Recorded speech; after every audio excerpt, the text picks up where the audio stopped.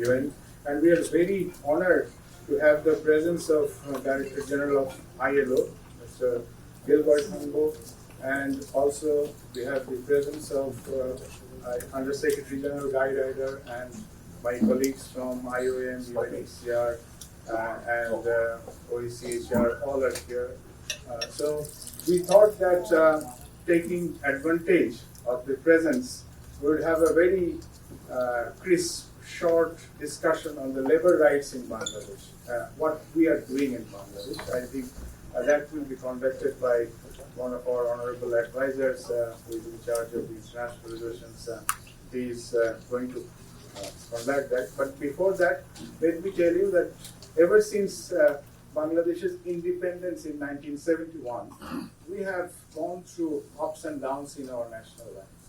We have had stability followed by instability, and then sometimes misrule, and sometimes there were endeavors to bring back to good governance, and that did not work, and maybe sometimes we had a slide back into unstable situations. So after all these things, after all types of experimentation, finally there has been a revolution, if you know about that, in Bangladesh, which took place last July in 2024, and we are now in a process of transformation, transforming the entire country. And the government is being led by Professor Yunus. The people has asked him to form the government. He is heading the interim government, and Professor Yunus, being the dreamer of 3 zeros, as you know, is very well known, and he places the rights of the workers, and decent work, and their decent conditions, worker safety, their bargaining powers, and this is in his agenda. So the government has started working on it. So we will have a discussion on it. I'm inviting Adviser Professor Muhammad to come to the stage and conduct the session on the labor rights and developments in Bangladesh. Over to you, sir. Thank you very much.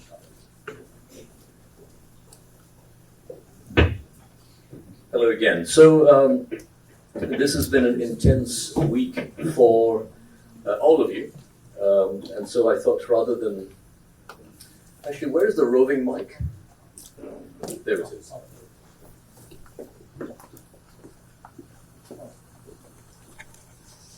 Okay, here it is. So rather than have a presentation or a prepared speech, I thought we'll have a presentation. And I want to recognize Mr. Gilbert, that had violence over there. There was no police because the police had fled. There was some military presence, but they had limited authority. And there was a lot of clamor, particularly from the employers, for us to try and use force and quell the unrest. And presumably we'll make an exception for you. No, not at all the talk.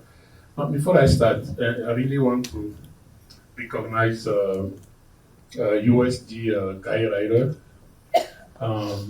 April 24, 2013, when we had the Rana Plaza, I was his deputy when he was Director General of ILO, and he's the one who sent me to Dhaka, and that has been the beginning of my love story with Dhaka and the government sector in the country.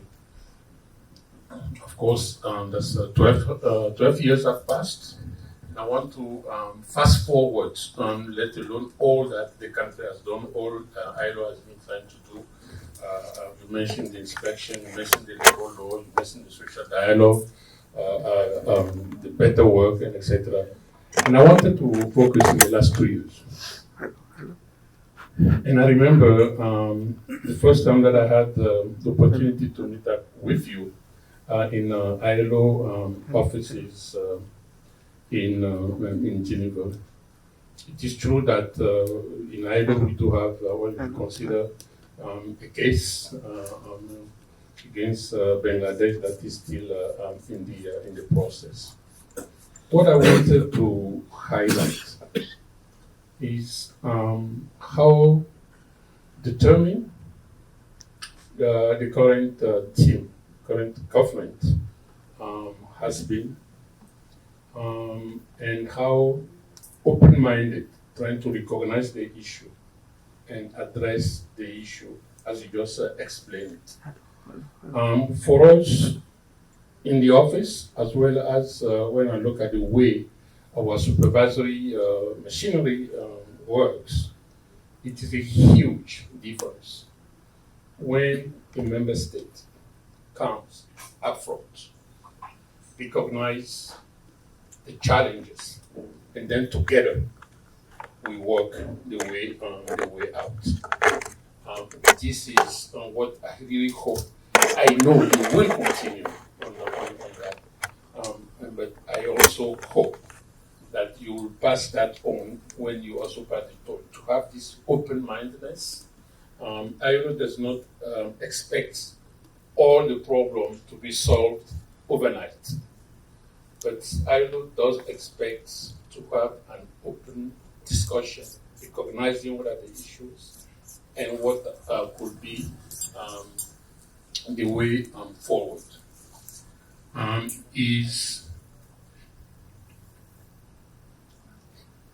It's very clear to us that when I was in Bangladesh in 2013, I was saying, I believe the population, I'm going by memory, the population by then was like 130 million. And for a population of 130 million, and just the government sector itself was 4 million workers. And the whole country had 56 inspectors for a country of 130 million. How can you really inspect with that? Today, I know we talk about more than 500. I don't have the latest statistical data, and you are also in the recruitment processes, etc. I'm very glad you, and I remember again also when we organized, trying to see that ILO, we are not there to be in a punishing mode. I remember we organized a mission. There have been one tough discussion between the German Minister of Trade or Secretary d'Etat coming from Bangladesh.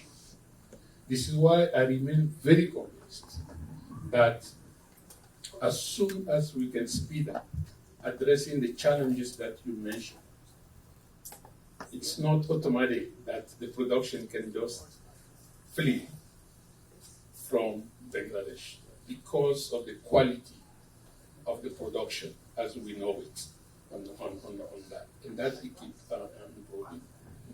I'm saying this a way to encourage us to really looking at the reform of the labor law as you mentioned. And we have to be mindful that it has been creating a credibility issue because the reform of the labor law, we have been talking about it for 12 years on that.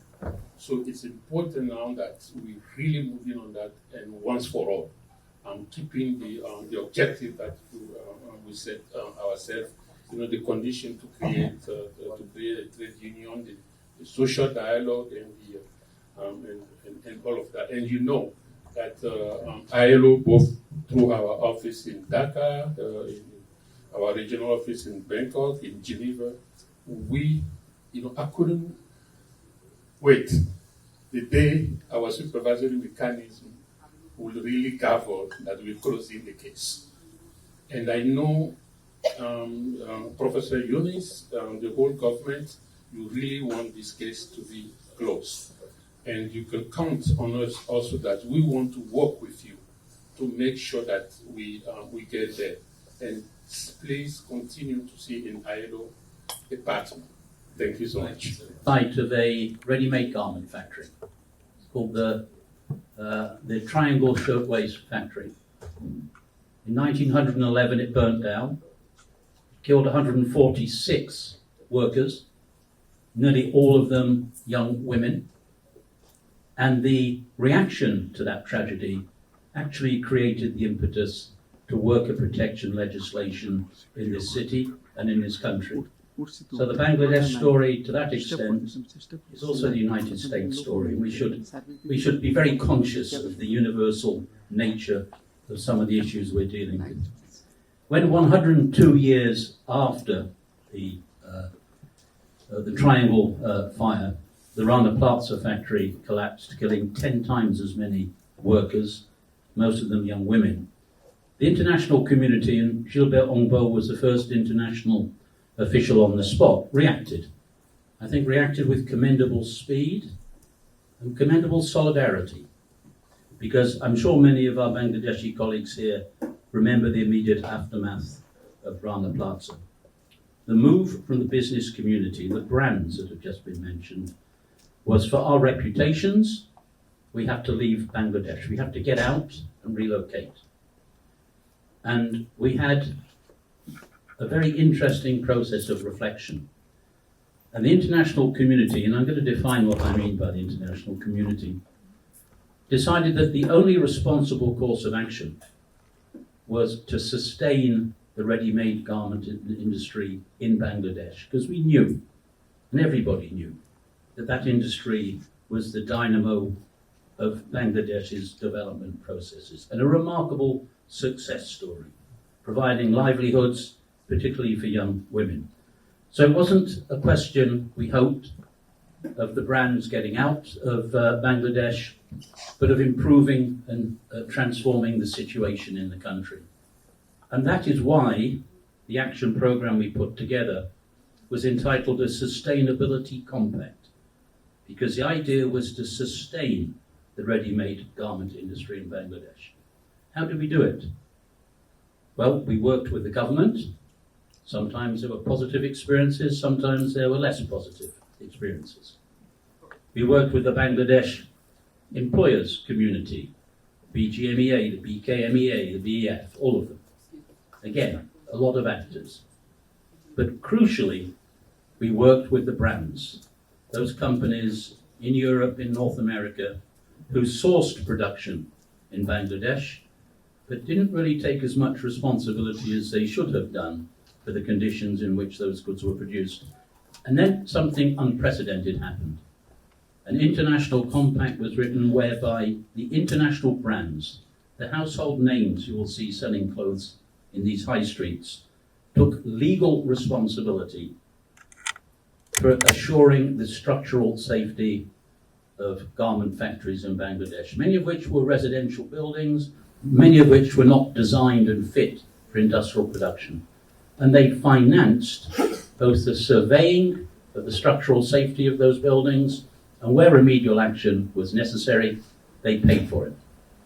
Nothing like that has ever happened anywhere before, or to my knowledge, since.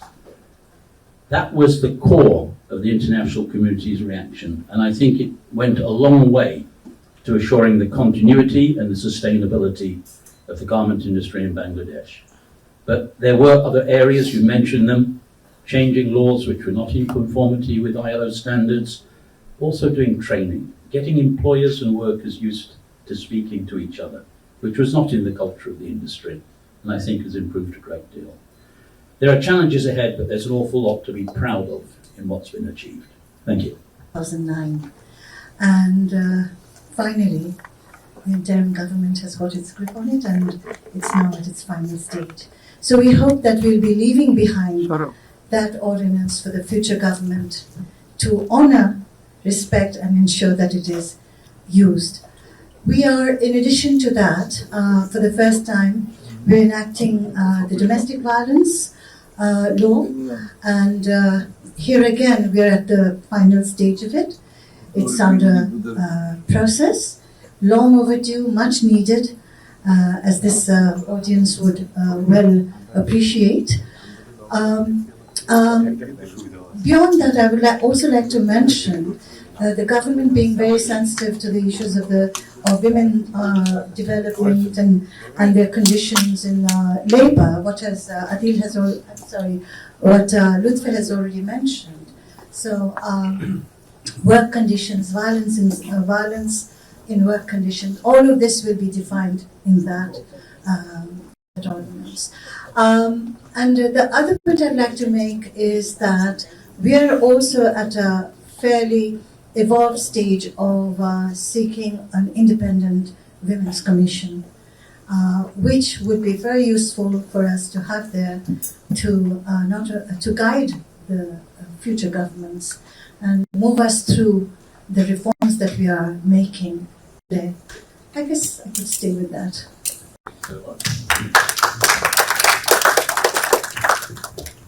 And it's really a challenging job for all the governments to tackle the whole situation, even whether it is an incoming government or the past government.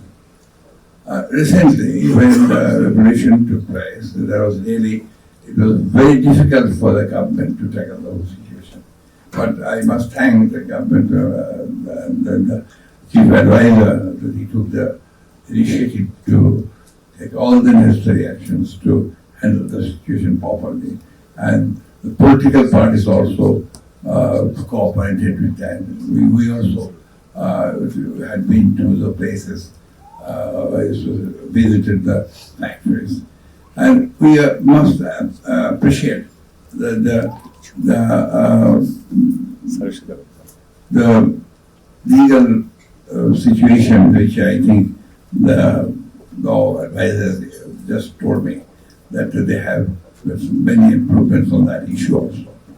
But I assure you one thing, if the election is held properly, things will definitely improve. The rights of the people will be established, and there will be some sort of a law or institution will establish properly. I believe that in Bangladesh, things happen, but at the same time, they are also they take the necessary actions also to overcome the situation and deliver rights we always support, but at the same time we must give it a symbol say that we must also again look after the prices which we get, the producers get, should also be listened to. Thank you. Thank you. Export system compared to Bangladesh. We are competing very unevenly with many countries because the buyers, the mentality is that they want to give as less price as possible. So, but it's a really big threat for Bangladesh that the prices of the accessories which we need to import from our side, these prices are going high, and the buyers used to give less price to the governments bringing from Bangladesh. So I think this should be dealt very proportionately and with justice. If there is no incentive for the laborers, they lose the efficiency gradually. So this is my points to consider. And because the political stakes in our country, everybody we are attached to this. Many of our party members also has this business. We can assure you that what is the legitimate problem, we'll be there to support the government's industry and our government and the buyer as well. So this is my major points to increase the reasonable price, and the labor should get more incentive from the industry owners. There should be justice and balance between all these areas. Thank you very much. They pay their wages, their workers, 50% more in wages, and they make more profits in that country. What happens in our country? Where does the profit go? Where is the leakage? Is it logistics? Is it bribery? I don't know where it is. We have to look at corruption. We have to look at the system as a whole. We cannot keep on pushing it back on the buyers and say the populist thing, that this is all about cost pressure. So let's get that balance in perspective. And next, it's... Well, the last couple of days have been ones of reflection. We've spoken to businesses, we've spoken to industries, and it's refreshing to see the reforms that we've we've talked about, and some of them have been implemented in the labor sector. And when we were speaking about Rana Plaza, it takes me back because that's a very personal experience that shapes my politics. It's been 12 years since the Rana Plaza collapse happened. And I was a medical student at Dhaka Medical College back then. And I remember that day like it was yesterday. We had hundreds of patients coming in. And as medical students, of course, we tried to help as we could, trying to volunteer, helping families locate blood, helping families navigate around the hospital. And it was heartbreaking to see the kind of injuries that happened. I still remember this little girl, the daughter of a worker who suffered from crush injuries. So basically, the building collapsed on top of her, and her kidneys had failed. And we were trying to take her to dialysis, and I remember that girl telling me that my mother would like some home-cooked rice. Of course, she wasn't allowed to eat at that time, and I said, when she's allowed, I'll bring home-cooked food. Rupaliappa didn't survive, but I had worked with many others who did survive, but we couldn't rehabilitate them as we should have. But why I say this is, I think, for too long we talk about investment, we talk about jobs, but we probably don't talk enough about the kind of jobs that gets created through those investments.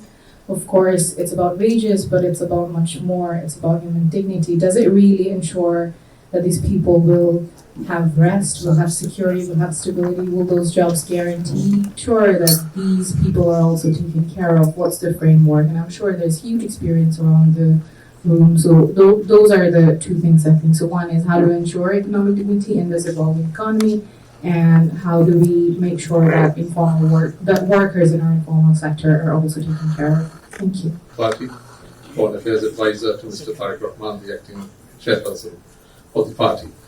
Now, labour rights. We've banged on in the opposition for 15 years, whether it's with the EU or whether it's with the US, that in a country for the last 15 years where there is deficit at a macro level on human rights, at a micro level it was difficult to get workers' rights right.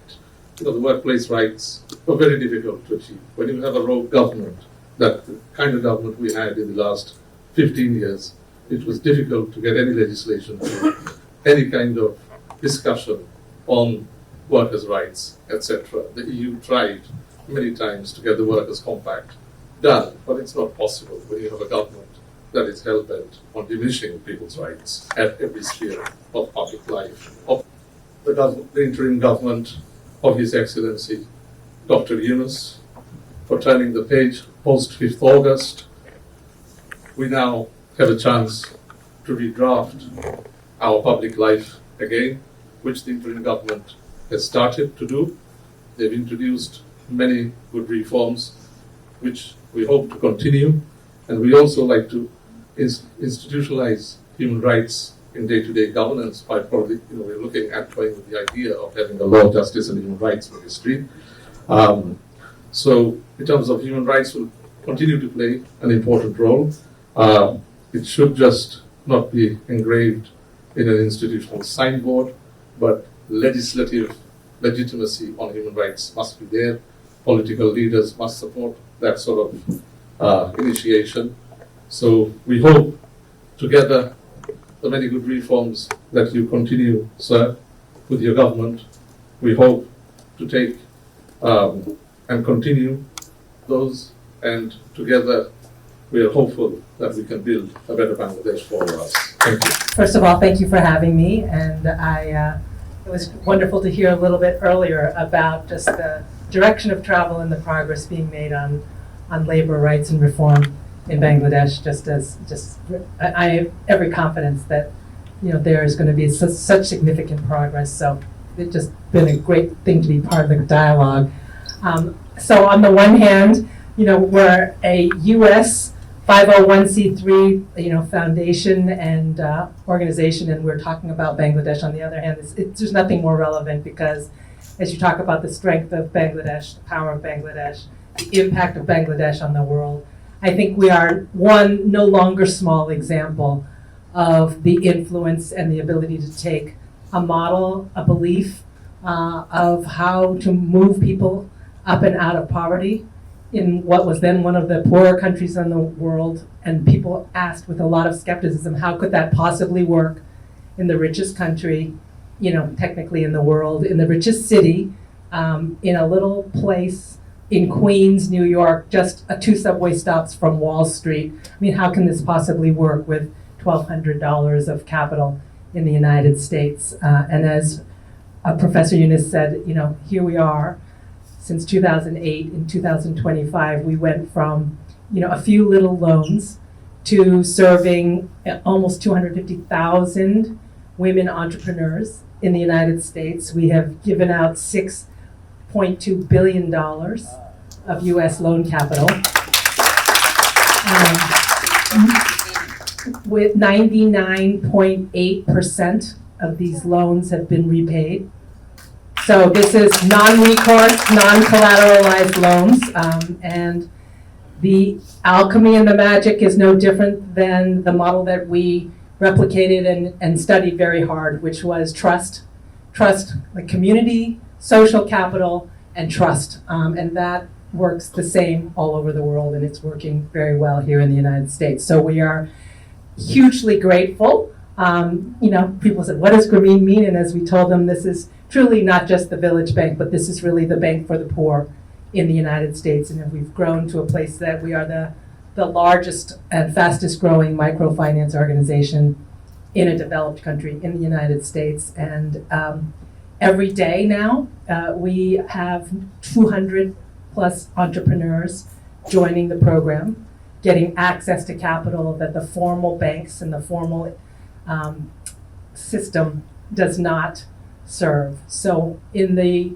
global desire of all of our nations to reduce income inequality, to have equitable access to capital as the pathway to economic growth in every nation, we think that there are many aspects, but this pillar is super important in the United States. And thanks to really Bangladesh, thanks to the Grameen model, thanks to the council and the vision of the Honorable Chief Advisor, then also at that point, the founder really of Grameen here in the United States, we are trying to do our small but larger and larger part in solving these issues right here.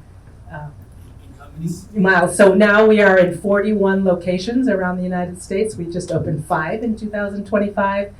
It is 22 cities, 15 states, and this is a number that we plan to triple now by 2033. So, when I came to the organization, we, from a philanthropic point of view, had raised $4.8 million that year. In 2024, we were able, because of the strength of the model, to raise $248 million of support from large institutions, foundations, banks.